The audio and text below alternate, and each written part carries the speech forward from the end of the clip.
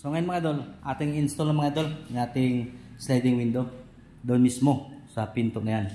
Yan, aming ino naman ditong pinaka fire exit. Ayan. Pagkatapos naman dito naman sa main door ang ating ikakabit. Tapos sa terrace. Ayan. So let's go. Ating install ito dito.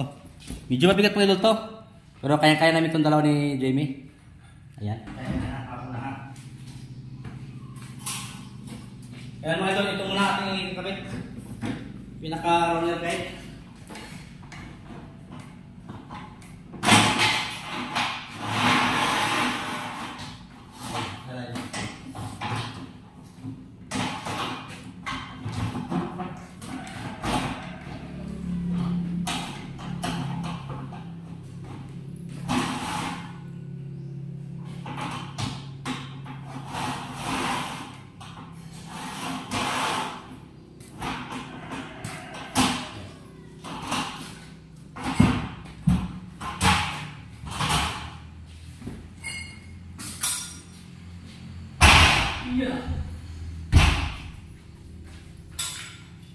Gagamitan yung mga dito tayo gagamitin dito na door lifter. At kung tawagin sa iba ay tiles lifter mga idol. Ito mga idol.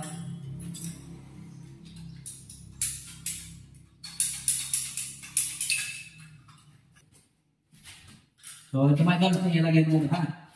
Okay.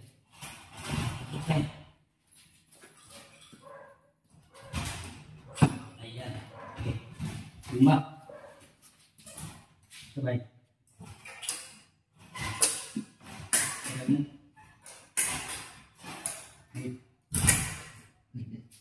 Ayan.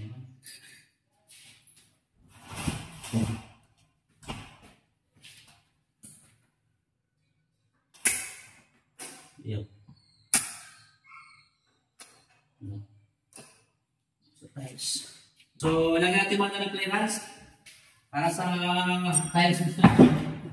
Maglagay ka ng gap dito sa ilalim para tayo mag-repair sa taas kapag i-tiles na.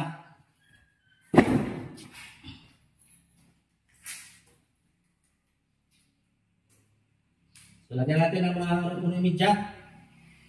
Ano yung kapal ng ating tiles? 1 inches. Kasama ng tiles finish. Yan. Para ilan tayo mag-repair. Sequence. Kunti pa. Ika pa. Okay.